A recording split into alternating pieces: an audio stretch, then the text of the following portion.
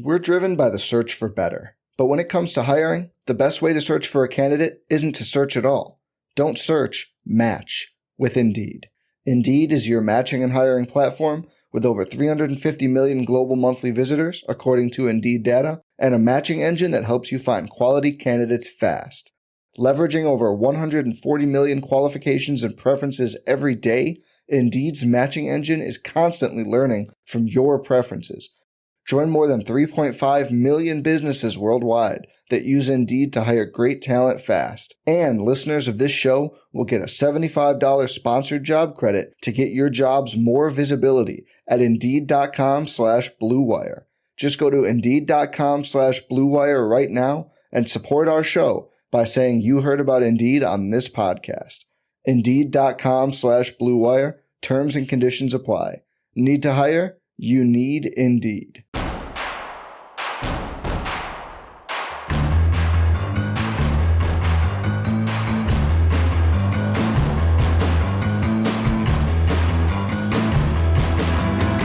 From your favorite source for Chicago White Sox talk, delivering news, interviews, analysis, and more. This is the Sox Machine Podcast with your hosts, Jim Margulis, James Fegan, and Josh Nelson. Thanks, Robin. Welcome to the Sox Machine Podcast. I'm your host, Josh Nelson, and it's February 20th, 2024. As we record this episode, Jim Margulis and James Fegan will join me for a future episode later this week, but the topic being discussed on this show is the Chicago White Sox South Loop plans. Today, on Tuesday, February 20th, Jerry Reinsdorf arrived in Springfield, Illinois to speak with Illinois Senate President Don Harmon and Illinois House Speaker Chris Welch. The Illinois politics media did get a chance to find Reinsdorf and asked him questions about these meetings. Reinsdorf said about after meeting House Speaker Welch, quote, "It went very well, very pleasant. I'm not in the business of predicting. I hope he liked what we had to say," end quote. The Chicago White Sox released a statement on Tuesday night, quote, "We recognize discussions about the 78 serving as the future home of the Chicago White Sox have generated a lot of excitement over the potential of the larger project's positive economic impact. We are mindful and respectful of the legislative process and wanted to travel to Springfield to meet personally with leaders. We are excited to share our vision and we appreciate their time and hospitality," end quote. Related Midwest also had a statement, and they said, quote, "We appreciated the time afforded to us by lawmakers in Springfield today. As we shared in the meetings, the 78 is a generational development and an investment in our hometown. It's personal to us, and we are excited about the prospect of delivering the city's next great neighborhood while making a historic economic investment that will bring over 10,000 construction jobs and 22,000 permanent jobs to our city and state. The long-term impact will be transformative, creating a new riverfront neighborhood anchored by a state-of-the-art ballpark for generations of fans to enjoy and help enhance Chicago's place as a top destination." Illinois lawmakers started to make their feelings known about this proposal, and for the most part, we haven't heard from them, so it's been a little refreshing to get some insight. This tweet from State Representative Kelly Cassidy, which she represents the 14th District, which is on the north side of Chicago. She tweeted, "Let me see if I have this straight. Billionaire businessman doesn't like the last stadium we built for him and wants us to pay for a new one.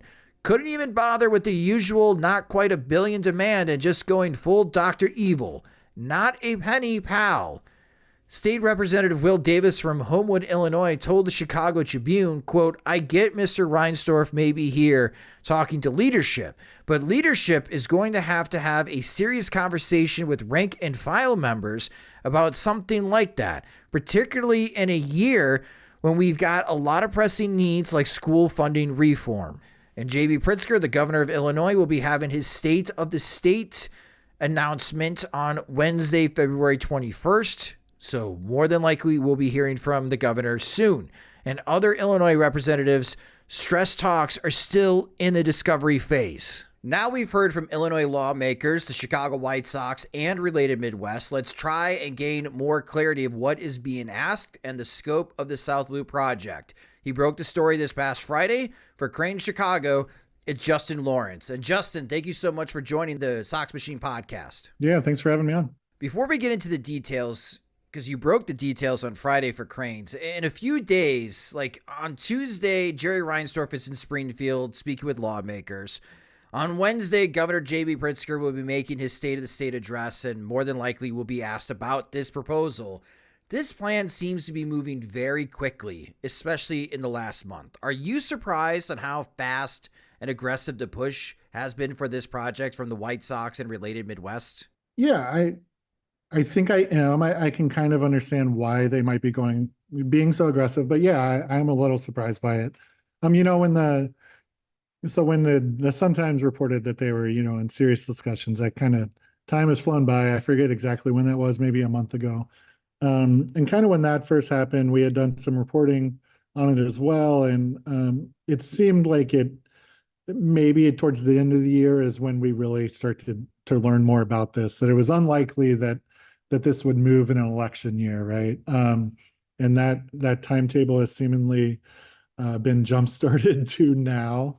Again, we still haven't seen like a full a legislative package being introduced or anything, but it does seem that they are trying to move as kind of swiftly as they can while being respective that legislators aren't just going to give them what they want as soon as they ask for it. There's going to have to be negotiations and talks, and that's if they ever get anything close to what they want. But yeah, I guess my question or answer to the original question is yes, I am a little surprised at this point.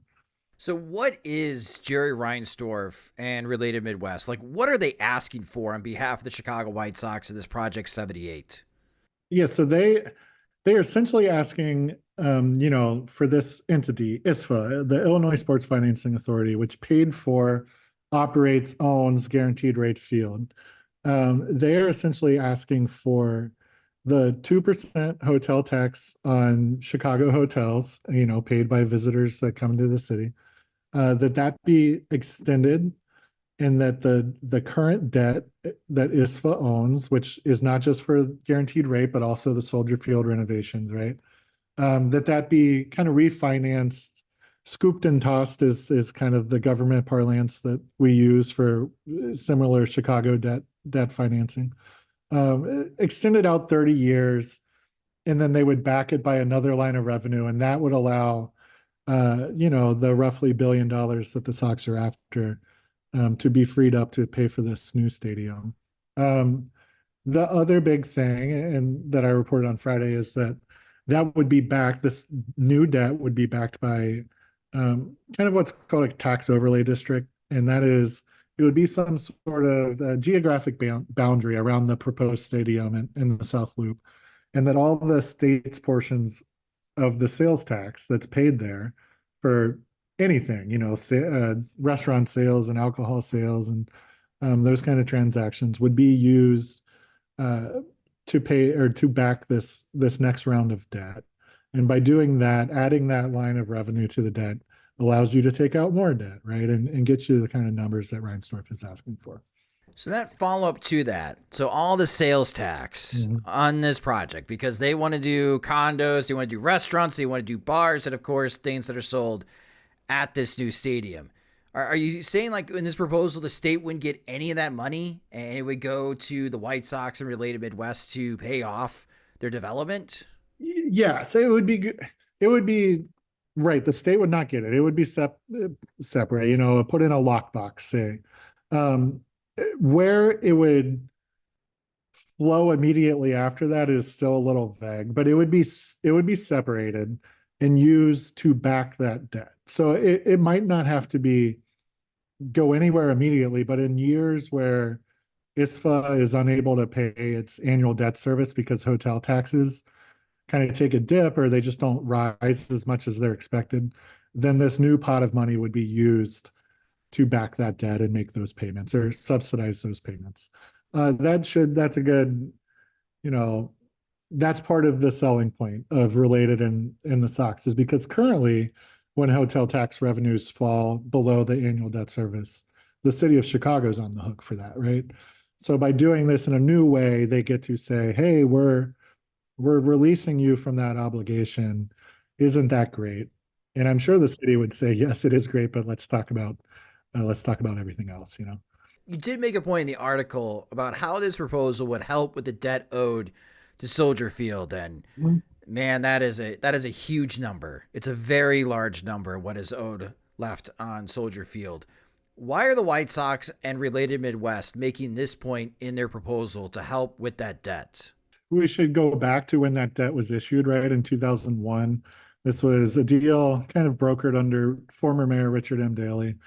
And the way that debt was structured is it was essentially ISFA has only been paying the interest cost on that debt, and most all of the principal remains. So that's they essentially backloaded the deal so that the pain comes at the very end of it, right? Which, I mean, will be about 20 years after Richard M. Daley resigned as mayor, right?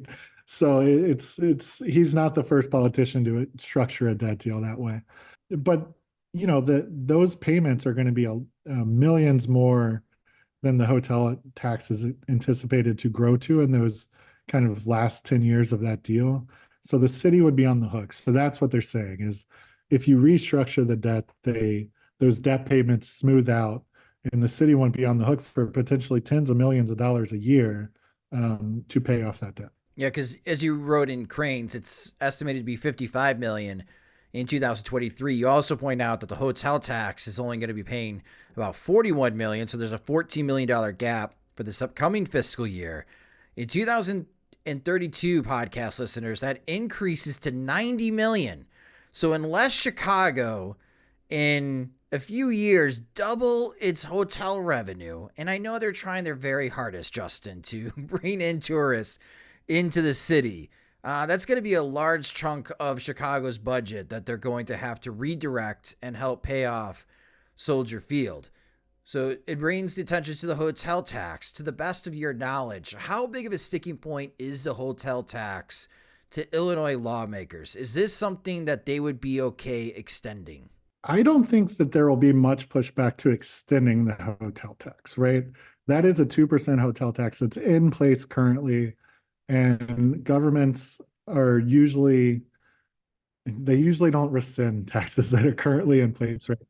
But that doesn't mean that they would extend that hotel tax and obligate it to be dedicated to building a new stadium for the White Sox, right? Like that is money that after the current debt is paid off could be used for any number of things that the city of Chicago prioritizes. It could be used to pay off our other debt. It could be used to pay down pension obligations. It could be used to pay for affordable housing or violence prevention efforts or any of the streets, roads, police officers, anything that the city normally pays for. A dollar taken for a stadium is a dollar taken away for those sorts of things. Now, Related Midwest has already received $500 million in TIP funds to develop the land. What is that money supposed to be for exactly? Okay, so just a caveat, they have the city has already agreed to a redevelopment agreement, but that doesn't mean that they've received any money yet, right? So got it. But the $551 million would be used. The biggest chunk of change, and I'm trying to pull it up right now. I don't know the exact number, but it's like $350 million plus for a Chicago Red Line station or a CTA station to be built kind of near the site. That's the biggest chunk of change. And then there's over $100 million for there's metro tracks that run through that site, right, that need to be moved to accommodate all this new construction. There's road work. And then the biggest, or not the biggest, but the last piece of this is kind of rebuilding the riverfront seawall there to make it accessible to people to kind of interact with in a way that they, no one cares too much of how a riverfront wall looks in a vacant piece of land. But if this is some new glitzy piece of property where people are going to be using, it's, get it so that it's accessible to people. We know the White Sox would make money off this development, but how exactly would the state benefit from this deal? Well, in addition to kind of this restructuring of the debt, what the team and related will say to the state when they ask, and remember, this is them, what they will say, it's not what I would argue or what I am saying, is that um, by subsidizing this stadium, what you're going to undo is unlock I guess it would be about $7 billion in other private investment that would go into that site to build, a mixed use, affordable housing and uh, probably a lot less office space than was maybe envisioned previously because of the lessened demand for that. But commercial space, bars, restaurants, a public parking garage, the park space. So this, what they're saying is this site has been vacant for decades, and a new White Sox stadium represents an opportunity to kind of get things going over there. And that would be of appeal to the city and state to have that kind of new kind of, I don't know what you would call it, an appendage of the loop, right? To provide some more living, get some more people down there. The city would love to convert some aging loop office buildings right now into residential to get more people downtown, kind of all throughout the day, not just coming in for work, So maybe they argue that would help, but yeah, they're essentially just saying like this site will probably remain vacant for much longer than it would if we get a Sox stadium there. We're driven by the search for better. But when it comes to hiring, the best way to search for a candidate isn't to search at all. Don't search, match with Indeed. Indeed is your matching and hiring platform with over 350 million global monthly visitors, according to Indeed data, and a matching engine that helps you find quality candidates fast. Leveraging over 140 million qualifications and preferences every day, Indeed's matching engine is constantly learning from your preferences. Join more than 3.5 million businesses worldwide that use Indeed to hire great talent fast. And listeners of this show will get a $75 sponsored job credit to get your jobs more visibility at Indeed.com/Blue Wire. Just go to Indeed.com/Blue Wire right now and support our show by saying you heard about Indeed on this podcast. Indeed.com/Blue Wire. Terms and conditions apply. Need to hire? You need Indeed. PBS presents a new series hosted by Henry Louis Gates Jr., Gospel. Gospel is our heart's cry to God in lyrics and song. Gospel. Streaming now on the PBS app. We did get some excellent questions from our Patreon supporters. As always, guys, thank you so much for your support. As in Rec wrote to us, the political climate in Springfield is different to when Jim Thompson, Mike Madigan, and Philip Rock helped fund the White Sox current stadium. Based on their actions to date, are J.B. Pritzker, Chris Welch, and Don Harmon likely to grant Jerry Reinsdorf the public funds he desires, Justin? I think it's too early in the process to definitively say, but yes, I mean, that question is right. Things have changed. The climate is different. The attitude around the country about subsidizing these stadiums has kind of changed, mostly because, economic study and academic study after academic study has said that the kind of economic development that they spur is a little spurious, I guess, and people question that. That said, I mean, these stadiums around the country do continue to get some public support, so I wouldn't say it's a non-starter. Governor J.B. Pritzker has been, not outright dismissive, but he certainly downplayed his desire to give public subsidies to this. Obviously, as we record on Tuesday, Jerry Reinsdorf has had meetings with state legislators today. Yeah. They've come out of, there's not a press conference this afternoon saying we all support this. These are still sort of initial conversations. So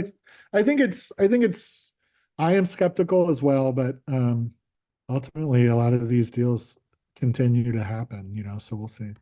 Dan wants to know if there wasn't going to be a baseball stadium and let's say Related Midwest or another developer wanted to use the site for like a high rise, would that developer be asking for subsidies? Is this just par for the course for development in Chicago? Yeah, so that TIF is already in place, right? That goes to subsidize infrastructure to make the site appealing to tenants to come in and to the developer. So there is a subsidy there, although it doesn't go to like new construction. They weren't asking for a subsidy, but Related has been looking for some major action there for a while. Remember, this was one of the 3 sites considered for the Chicago casino.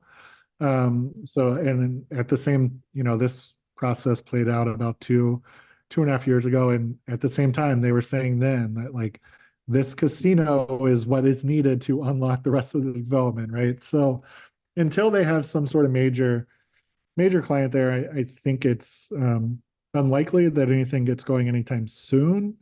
But that could change. The real estate market's cyclical.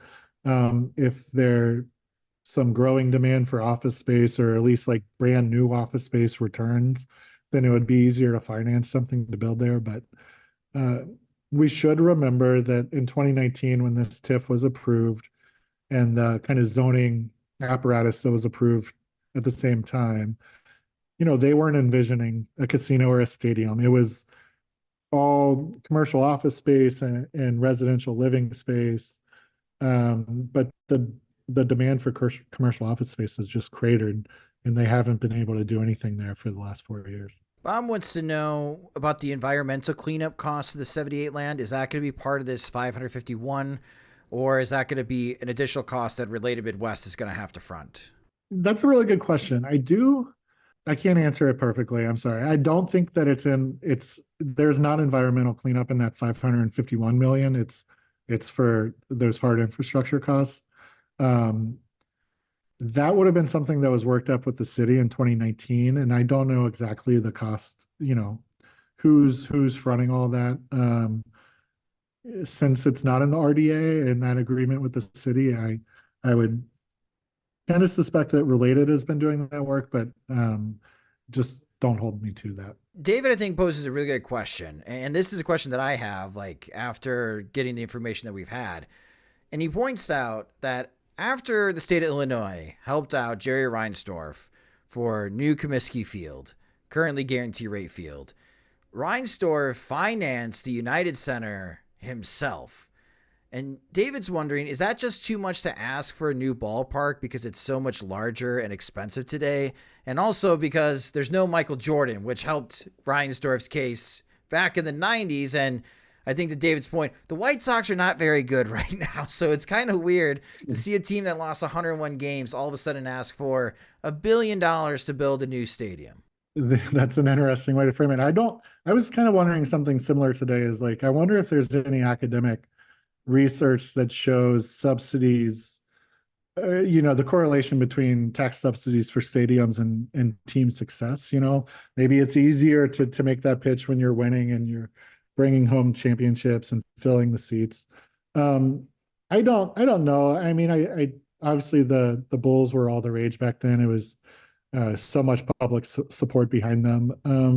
The White Sox, they have not been the model of success and over the last 18 years since 2006, I guess. I don't know how much that would help. I mean, I think that they will argue and for their hopes, like they'll just try to make it about economic development and about why the taxes make sense, and try to keep it out of whether or not it means that they'll bring in a winner. So I don't know. That's an interesting question. I think what's on everyone's mind. So after JB Pritzker speaks on Wednesday, and he says, absolutely not, the state is not going to give Jerry Reinsdorf $1 billion to develop Project 78 for a new baseball stadium. Do you have any insight of what the possible backup plan then is for the White Sox and Related Midwest if they're not going to get state help to develop this land? That you're kind of taking me beyond my reporting so far and beyond kind of what we've. Okay, so you haven't heard. We've okay. reported. I mean, people have speculated. I mean, they do have a lease at Guaranteed Rate Field, right? So in the media term, things probably wouldn't change. But if they're floating or at least there's, talk of building up those parking lots around the stadium, then, maybe their backup plan is to say, hey, it would cost a lot less money to do some renovations, and so give us some revenue from building up those parking lots. But that's more speculation than reporting, and I don't like to get too far out ahead of my reporting before I say anything. I totally understand. And the way things have been progressing with this particular project, I am sure you will have something new to report on in the upcoming days, if not weeks, and just how escalating this entire project and this idea has been. Again, just a month ago, it's like, oh, they're thinking about going to South Loop, and then a month later, we have renderings. We have an ask of how much money it's going to be. It's crazy, and how quickly it has moved. Compare that to the Chicago Bears, right, who have kind of been flirting with a move to Arlington Heights, or maybe they're back in the city for seemingly forever. It's been about 2 years, so going forward, let's remember that these are two teams asking for this money, and they'll have to fight over it a little bit. Well, you can follow Justin on Twitter. He's at Just10Chicago, and read his excellent coverage at Crain Chicago. Justin, thank you so much for your time breaking down this South Loop project. Great. Thanks for having me on. That will do it for this episode of the Sox Machine Podcast. Thank you guys so much for listening.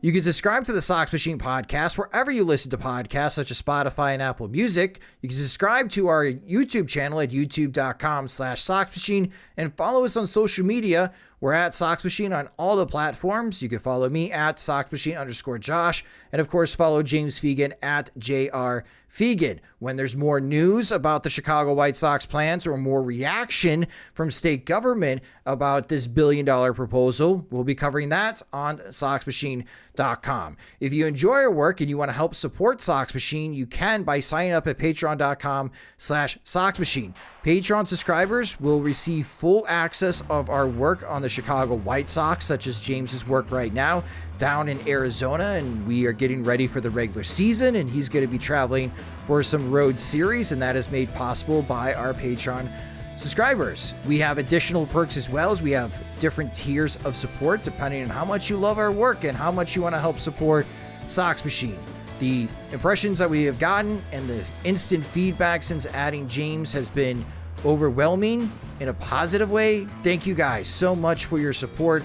It's going a long way in helping us improve our coverage of the Chicago White Sox. Again, you can sign up at patreon.com/Sox Machine. The Sox Machine Podcast is a production of SoxMachine.com. You're on for all the things Chicago White Sox baseball and part of the Blue Wire Podcast Network. I'm Josh Nelson. Thanks for listening and watching.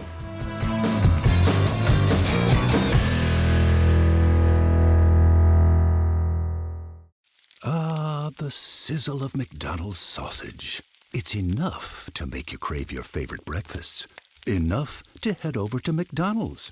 Enough to make you really wish this commercial were scratch and sniff. And if you're a sausage person, now get 2 satisfyingly savory sausage McGriddles, sausage biscuits, or sausage burritos for just $3.33. Or mix and match. Price and participation may vary. Cannot be combined with any other offer or combo meal. Single item at regular price. Ba-da-ba-ba-ba.